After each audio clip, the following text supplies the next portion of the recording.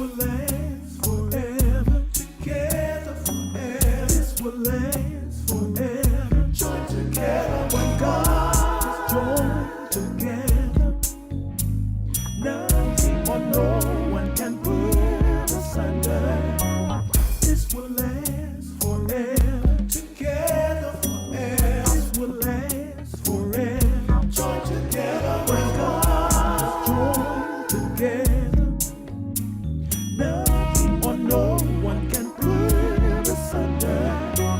This will last forever. Together forever. This will last forever. Joined together when God is joined together. Nothing or no one can put us under.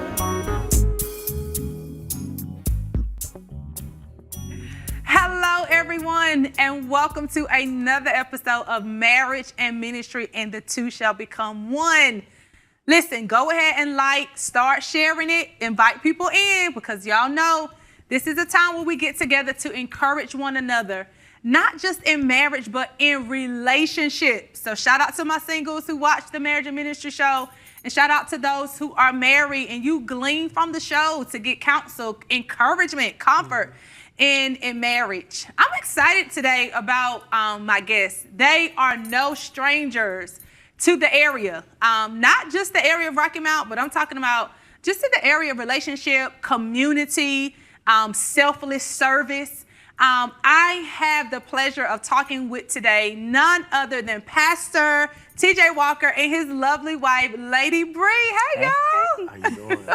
So thank y'all for coming on the show. You know, I want to, just say thank you for having this conversation with me, because I know when you start talking about relationships and your own, that you all are in front of people enough. So thank y'all for that. People see your life enough, but just to take the time out today to encourage people in their relationships, I want to say thank you.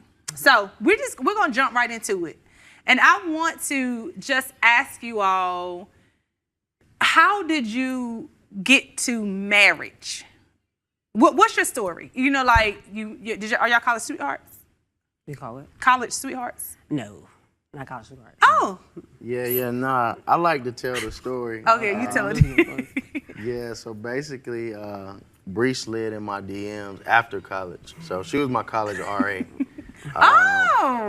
She was my college RA for summer school one summer. Mm-hmm. And after graduation, maybe 2 years or so afterwards, she slid in my DMs, and the rest was history. So she did the sliding. Yeah. Okay. Yeah. What made you slide? If that is the accurate version of the story, which you didn't correct him, so I'm assuming, you know, and he a pastor, and he, you know, I know he about that truth. Okay. So what made you do the sliding? What was it about Pastor TJ that you're like, oh wow, I can get with him? The biggest thing that he's talking about when it comes to sliding in the DMs, I was enjoying watching him be a family-oriented man. I would see Talib and Tazian a lot in his story, but then it was really Snapchat at that point.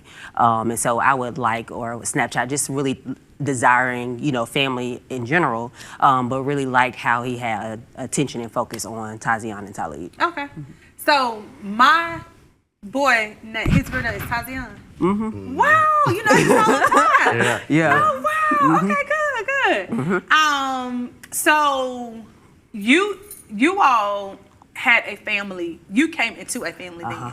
Yes. And so what was that like? At first I was like, this, you know, I was extremely happy, came in like, this is what I want to do. This is what, you know, family is going to look like. But I had to realize that actually I was coming to a situation that had already, you know, flourished in its own way. Yeah. And so I had to take a step back and kind of see everybody else's perspective, whether it was Tazian, it was Talib, or even TJ's perspective. But overall, I was excited about being a part of and creating our own family. Yeah, that's good. And I know that you talked about seeing TJ on campus or just seeing him in general, how he interacted with the boys. So TJ, let's talk about that a little, because I know statistics show that 60% of African American males are raised in a single mother home. I'm sorry, and it's probably higher than that when you get to certain parts of the state.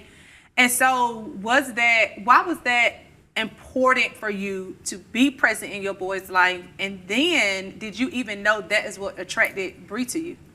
I didn't know then that's what attracted her. We found that out later. But just knowing that I had my father in my life, my granddad in my life, uncles, great uncles. There was always mentors, role models, coaches. I always had male role models and male figures in my life. So I wanted to make sure that, I felt it was an obligation. Like this, it never crossed my mind as like, this is what you're not supposed to do. Wow. It was always this is what you're supposed to do. So both of their mothers, I let them know, hey, we've got boys gotta. I don't even think we had the conversation with any of my son's mothers. I just took them. It was just automatic. Yeah. They just. So, they mine. You here. Yeah. I'm gonna be in their life. Yeah. That's it. So that's good. It's been that way since 18. Yeah. So that is so good. Now, when you think about, because you saw him with the boys on the college campus. No, this was after I graduated, so this was more so after I had graduated. So I graduated a year before him, so I didn't start seeing it really into social media. Oh, okay. So it was not on campus. Now, he did have Todd on campus from my understanding, but I did not see that part of his life. And so when you all think about your journey and you and the boys chilling, doing life, being the father, Bree comes in. What was, if there were any challenges in the beginning that you both had to work through, and you may still be working through those, so that you can become a part of what was already established? What was this is we're going on year 7 now. Oh, wow. So Ty's going on 14. Talib's he's 11, turning 12. So half of their life, it was nobody but us. Yeah. So we've had to live this half of their life with, okay, we got a wife now. They don't even call her stepmom or anything. Yeah. They just call her Bree. Yeah. So at first, like Bree said, it was, at first it was cool. Then maybe year 2, I think it just like everything fell apart. It was like, what's going on? If it could happen, it did happen. And so I think we're just getting to the place now in year 7, we're trying to figure out, it took all this time. And really, I don't think we never really intentionally like just looked at it like we need to take time to figure out what's everybody's place and role. It was just like the constant continuation of life. Yeah, because life happens. Life happens. don't stop. It doesn't stop. It's not. Right. Yeah. It don't stop. It don't stop. But you said something, and I'm gonna say Pastor TJ, because I feel like you dropped a sermon point on us about stuff takes time. Yeah. And even though you may not be intentional about putting those pieces together, it takes time. And so sometimes it can be unfair to think it's supposed to all happen at once. Everybody growing in this. The boys have a new experience. You have, you're trying to be the father who really focused on them. Now you have to divide your attention to your wife. And then Bree, you're trying to come in to figure out where you fit in this made puzzle that they had made, and it was working for them. But it takes time. Do y'all still see that, even though we may have jumped over another hurdle, in marriage in general, it's an ever-growing process. Yeah. I think even for me, and I was actually talking to TJ about this last night, especially when it comes to blended family. So for me, it was more so of like I had this idea of how I want things to go. Never been in a marriage before. Let's not even talk about trying to blend a family. So I had this idea, and so I was trying to push and mesh this and match my idea to where it was almost selfish. Well, it was selfish of me to say, hey, this is what I want, this is what I desire, not even being considerate of how it impacted the boys, how it impacted TJ, and even really how it took us, because of that character of mine, why it's taken us so long to get to where we are right now. Yeah. And I think about when 1 Corinthians 13 talking about love doesn't insist on its own way. And so I'm sure that you're not the only one, because I know that was my story too, that I had an idea that I insisted on. And I didn't give Jason the grace to grow in who he was becoming, because the truth of the matter is he was God's son before he was my husband. And so the Lord had established something for him that sometimes we don't even take time out to learn that.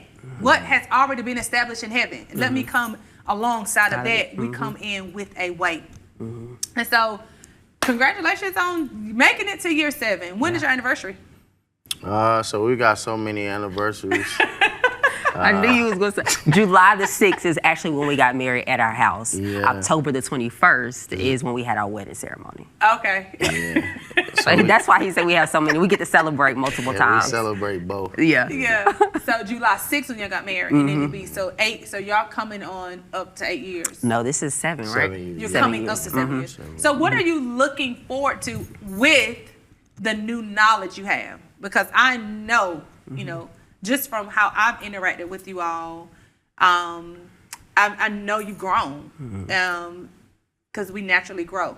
What are you looking forward to now in year 7, you know, beginning this, going into 8 years, but with this new knowledge? You're looking forward to what? What'd you say? You want me to go first? Yeah, go ahead. I think going into this year, this is going into year 8, right? No, we were 7, right? This is going So into you're year ending 7. a 7. Okay. You're ending 7 years. Okay. Yeah. So like Bree said, she told me maybe this might have been a couple months or so ago. She was talking the significance of spiritual significance of 7 and what that means, and to be complete, and you know, so I think it doesn't mean our marriage is complete, but I think we're coming into a season where, like, one of my favorite words, and I don't hate to be biblical, but one of my favorite words of seeing in the Bible is like reveal. Reveal. God Yes. will reveal. So that means, to me, something will be shown, or you will see. Like, you may not see it now, but you will see. So it will happen. So I think for me, one of the probably most important things that I want to be able to experience with the new knowledge is just to experience marriage through this process, but then also being able to like enjoy some of the fruit of what we've gone through. Yeah. You know, seeing how, like, you know, nobody really likes processes, but it's like I'm ready to see, like, all right, you went through this in order to see this. Right, Or, you know, exactly. not that it's something, because it's not always something that like we're gonna tangibly have, but like you're gonna see, like that revealing is like you're gonna see this through something. Whether it's like business opportunity, or which is something we've seen now, or whether it's something through just like, I don't know, friends that I have that are first time, like parents weren't married, but they're first generation, you know, couples or whatever. Right. Asking for marriage advice and marriage counseling, like, you know, it's evidence that of the God will reveal, like you will see. So You will see. there's some things that I think will be revealed in Yeah. this year, that based on some things we've gone through in the 7 years. Yeah. It's good. Yeah. And I love that, Great. TJ, because it with it being revealed, that does not necessarily mean, like you said, that it just became it's just when we became aware of it. Like it was always there, like it was always in you. It was always y'all's purpose, but now through time, through experience, through knowledge, our eyes, or even people's eyes, are open. They may look at y'all like, oh wow, we ain't never thought about that when it comes to Bree and TJ, but they're just now seeing it, or the Lord is allowing us to see it. And so that's what makes it exciting. What are you encouraged about or looking forward to? I think mine is more so of like continuous oneness, or like a increase of oneness, like, because that doesn't happen over time. I mean, that doesn't happen like in just one day. But I think you can continue to grow in oneness. So I think that's my excitement about going into another year of marriage, like the increase of oneness, the strength of it, the joy of it, the blessings of it, all those different things of just becoming more in unit together. Not to say that when you have an argument or when you have a disagreement, you're not in one. It's just that that's the strength of it. You are growing in that as you are communicating or whatever the case is. But mine is oneness. That's good. Yep. And so we talked about the boys, but y'all have a little princess. You know, y'all have a daughter. And so Pastor TJ is a pastor. He's a councilman. Director of WeFit. Yeah. Yeah. So Bree, you are I don't know if you call it a principal or the director. You are just kind of, you have I always want to say second wind, but that was just the theme of it of that year. But that is just stuck with me. So you have ministry that you're doing as well that the Lord is doing. How do y'all find y'all rhythm, or are you still looking for it? No, It's a lot. I think every year there's like a different regroup of like, all right, this is what we're gonna try to do. You know, let's take a certain amount of days where you need to be home at this time. We reevaluate it every year. Never really stick to it. You know, probably might do good a week or two.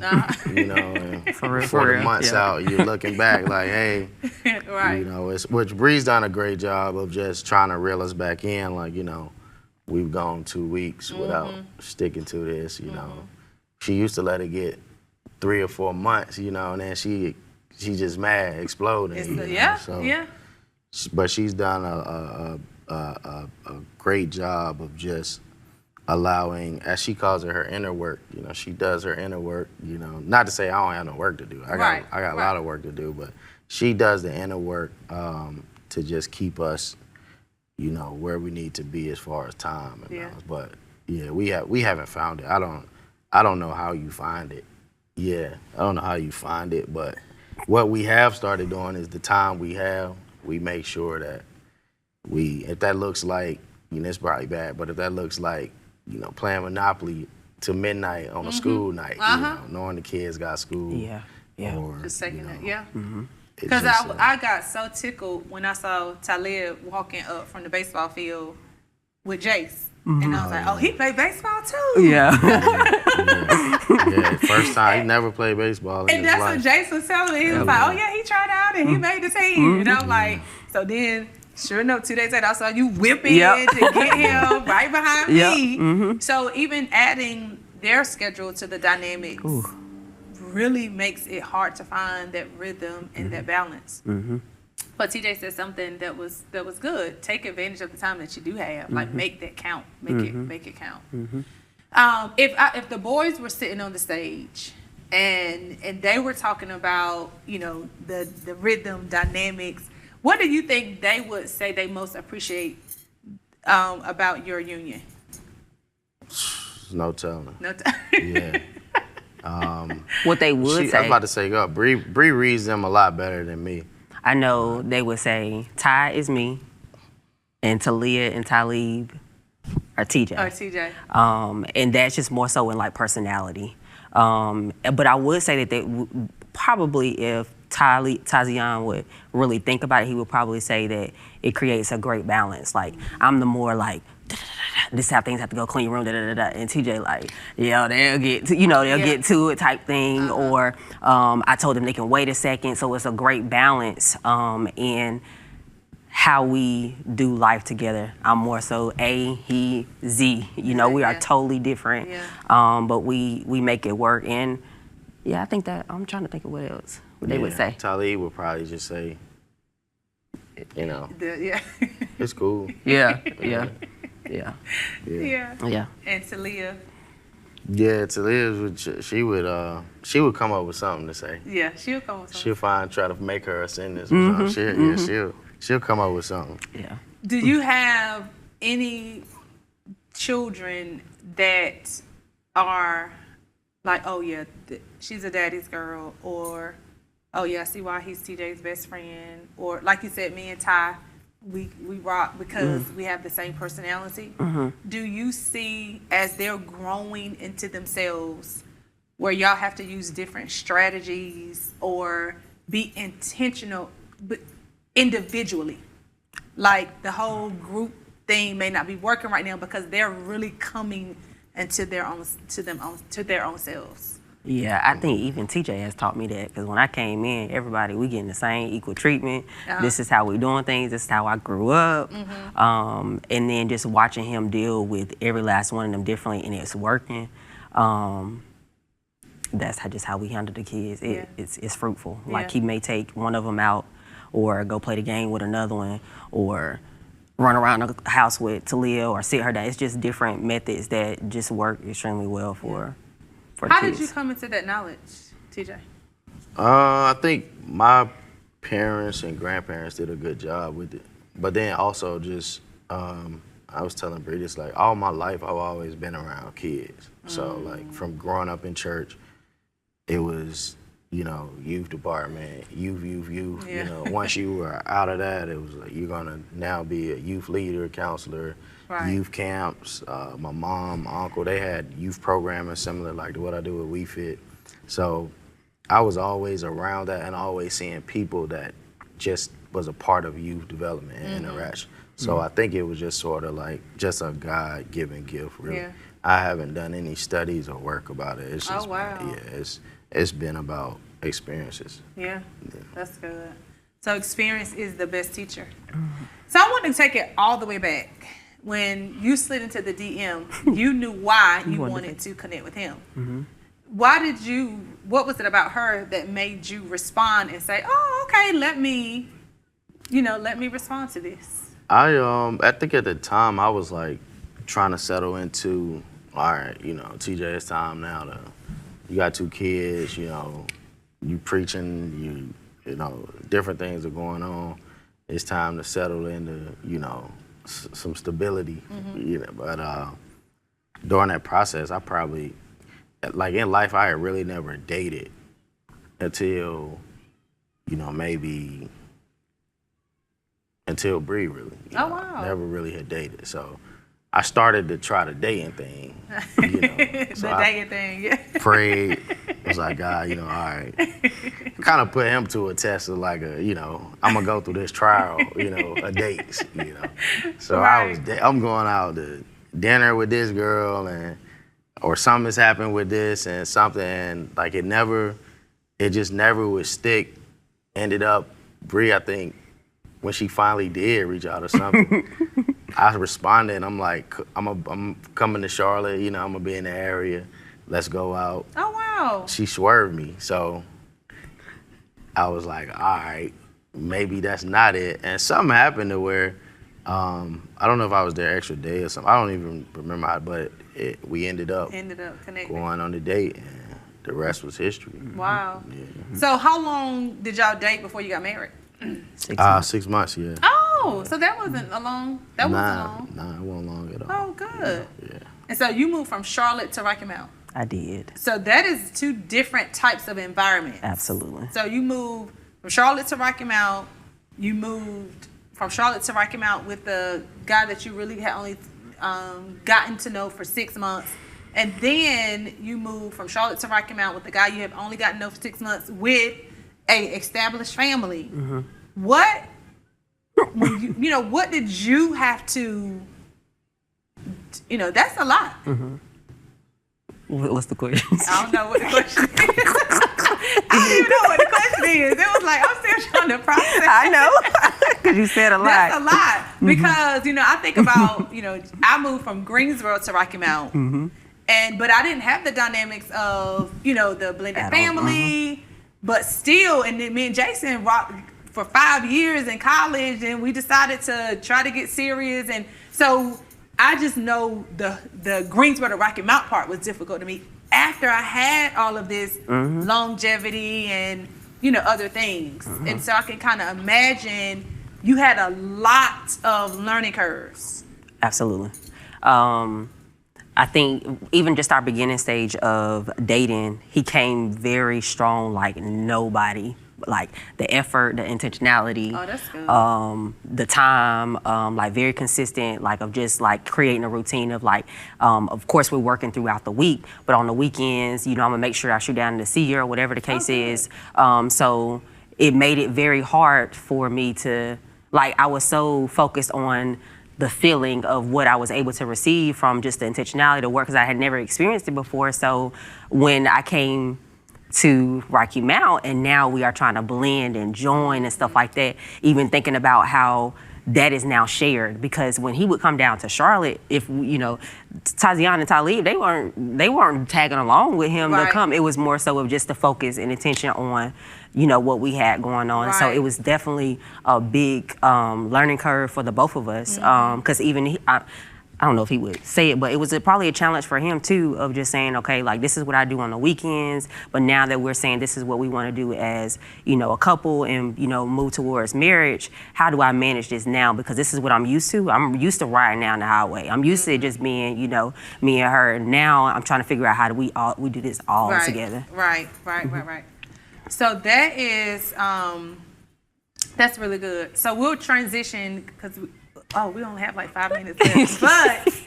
But you know, before we transition, I do want to hit the ministry part. Because TJ brought up, you know, he's been preaching for a while, you know, just in church. What is one piece of advice that you would give to someone who is a blended family, who's just kind of trying to find that rhythm that you may not ever find? You're trying to find the time that may not be there. You're trying to learn each other, which could take a lifetime. What is one piece of advice that you would give them? I think on my side, you just can't go in selfish, you know, and you really have to know what you are walking into, and have a really good self-reflection of like, you know, what's negotiable and what's non-negotiable to you. Gratefully that I wasn't like too selfish with, like, I'm like, yo, I just want him and, you know, not the kids, where I don't even want to, you know, the marriage anymore. But I think that for somebody to actually go into a marriage and have kids and try to figure all this out, you really have to be intentional about and know who you are. Like, if you are a person that likes attention to be on you all the time, or if you have a hard time adjusting, if all the things, then you're gonna struggle. And if you don't figure it out, then you're gonna struggle. You're gonna struggle. You, TJ? Yeah, you're gonna struggle anyway. Yeah, that's yeah, like Bree said, just piggyback, just know who you are, and everything else is, I mean, pray, of course, but as you pray, you know, it's work to figure out like that. And one thing too that I'm slack on, and one of my weaknesses is knowing it's a problem, but don't stop to try to address it or figure it out. You know, I just try to keep rolling, which Bree's, you know, she's teaching me, and I'm learning a lot of like, hey, you know, you always can't do that with everything. Right. You know, sometimes you really got to stop and be like, all right, this is a problem, and figure out how to work through it. So, but, you know, at the end of the day, you're a team, and that's the most important. And the goal on the team is how do we all win? That's true. Figure that out. Yeah. How do we all win? And so with the last 5 minutes, we won't be able to dive into this conversation. So y'all may have to come back. I don't know, because we're not going to have the time. But you've been preaching for how long? Or preaching in ministry, pastoring collectively for how long? I've been bootleg preaching for a long time. I was ordained I was licensed in 2014. Oh, wow. Yeah, but I didn't get ordained until 2019. 2019. Oh, okay. And so you've had several pastor roles, and now you are serving in the senior pastor capacity. Yes, ma'am. How do you, because there are a lot of elements to ministry. People need you in ministry. I'm sure a lot of people are always tugging at you. And then you have your children, you have your wife, you have your family, you have all those things. What is your strategy to kind of cover your family in all of that?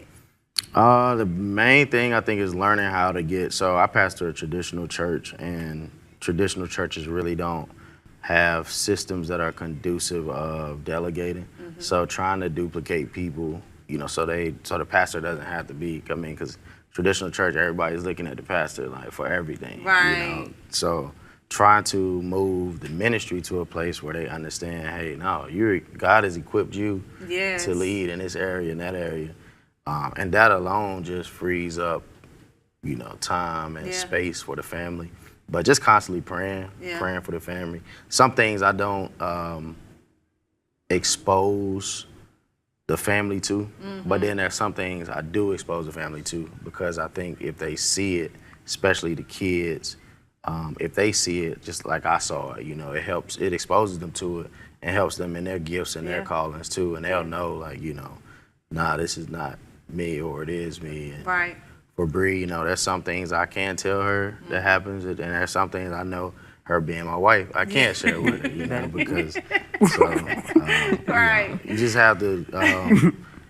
I've had an opportunity to be around it all of my life, so just try to learn from mistakes I've seen, and growing up, as a PK, just seeing some things that I wish I maybe not I wouldn't have saw, or areas that I did see, glad I saw. Yeah. So I try to use those practices to learn from those mistakes, and from the wins, just build on those. Yeah. Do the same with my family, and it's working. That's good. Yeah. Like you said earlier, it's work, but it's It's work. work. Yeah, It's a lot of work.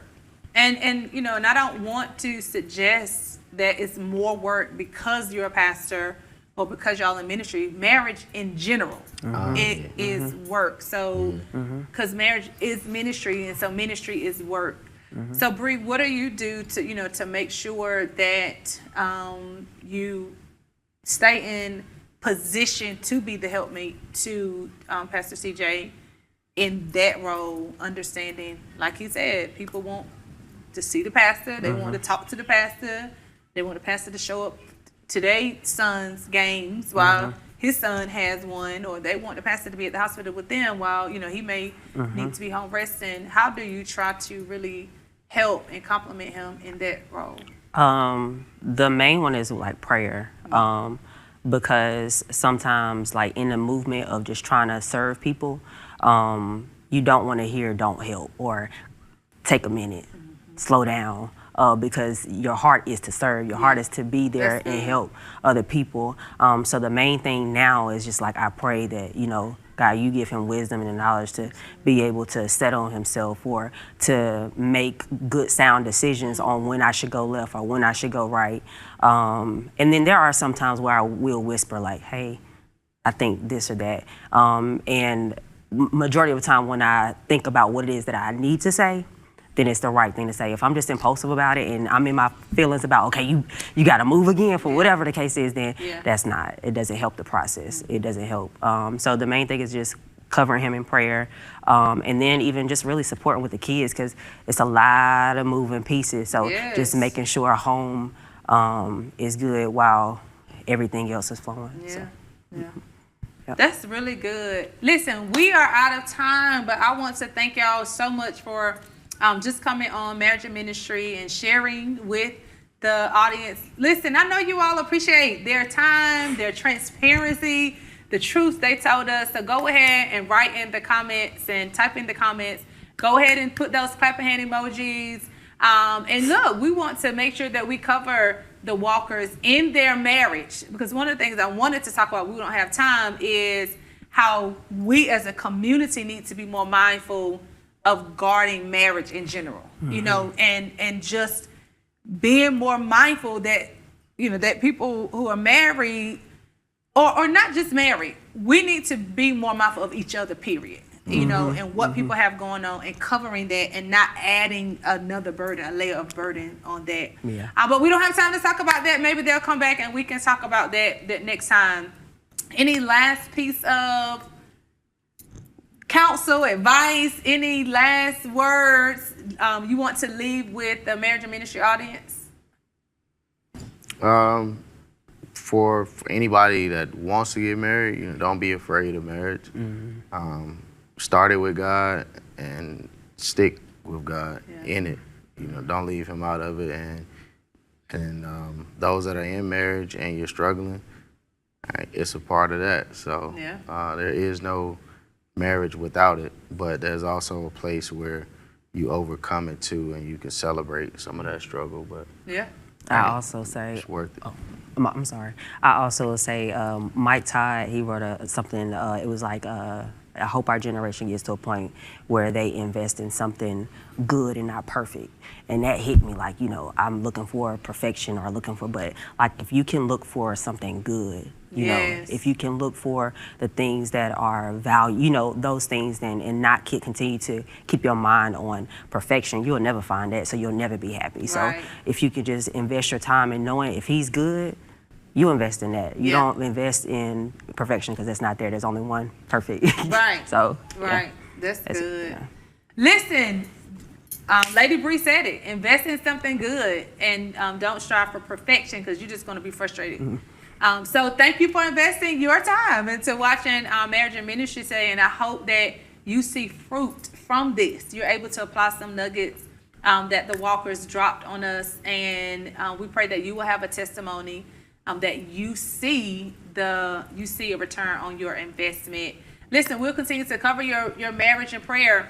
We'll continue to cover you in prayer. Mm-hmm. If you have a prayer request, type it in the comment section so that we can, when we look at this, if you're looking at the recording or days later, we still want to make sure you have someone that's on your side. We want you to win. Like Pastor TJ said, listen, we're all in this together, and the goal is to win. So we want you to win, and we'll be praying for you. Tune in next time as I'll have another guest for Marriage and Ministry, but we'll keep talking about this relationship thing so that God's glory can be revealed through all of us. You enjoy your day and your relationships. Enjoy the people that the Lord has blessed you with. No one can prove